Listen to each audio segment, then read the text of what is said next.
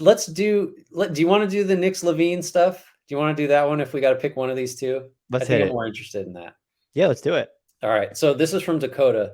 Do you think the Knicks should trade for LaVine if he becomes available before the deadline? I hate to part with IQ, but I think they should. Not sure what they're going to do with all those draft picks anyway. So there's a couple ways, just back of the napkin stuff that this could work. For money wise, you could do LaVine for quickly Rose Fournier to make the money work. Quickly top in Fournier Reddish could make the money work. And so for me, it just comes down to like what are we talking about pick wise?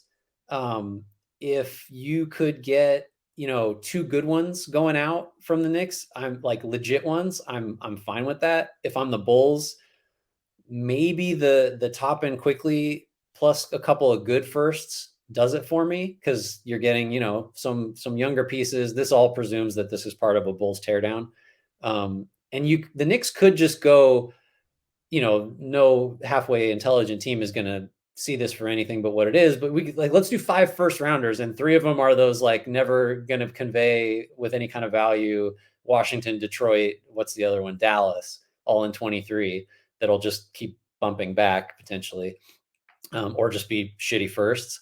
I would do that. I think I've talked about reservations about LaVine, like not a great defender, not an intuitive passer, great scorer, great shooter, would help the Knicks certainly more than I think the guys they're giving up. But what are your thoughts on either of those packages? Is it the picks that hang you up? Is it giving up quickly and or Toppin? Like where are you on a LaVine to the Knicks trade? It's not giving up quickly or Toppin, and quickly's been really good defensively this year, and I do like Toppin, but if they're just not going to move away from Julius Randle, I do worry about, okay, so you're having LaVine, Brunson, RJ Barrett, Julius Randle in the same offense all of a sudden. So that would probably be my argument against going after LaVine. But if he's going to be substantially cheaper than a Donovan Mitchell trade, where Chicago is willing to take back Evan Fournier, more willing to do that because they're worried about LaVine's contract long term. You need to know the health on his knee, of course.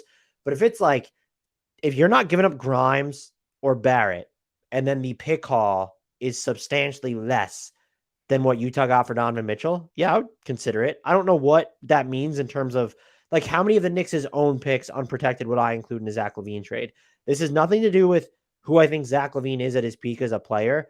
I'm not including more than one unprotected pick beyond this season in a Zach LaVine trade because of the stuff with his knee. That's literally it. It's not the contract, although it becomes about the contract if his knee's an issue. And so if you're building multitudes of layers of picks with all those other teams' conditional ones that you have, fine.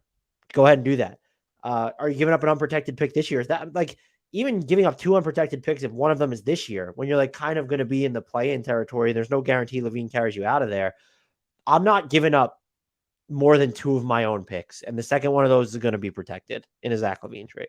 Yeah, that's where I'm at too. I think it's an interesting like look into because a lot of times, it's a bonus or it's a value add to trade for a player that has a bunch of years left on his contract. Now, because it's so high with annual value for LaVine, maybe that changes things. But like what's the biggest risk of the Mitchell trade for Cleveland? It's that he he leaves in a couple years when his deal's up.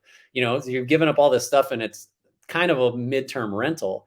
That wouldn't be the case with LaVine, but because of the sheer dollar amount and because of the health stuff, and just because he's not as good of a player as Donovan Mitchell, the length of the contract is actually kind of like that's prohibitive too. That's like that would be the scary part. So it's interesting that just because of the length of the contract can cut either way. I think is kind of the strange takeaway from talking about LaVine deals.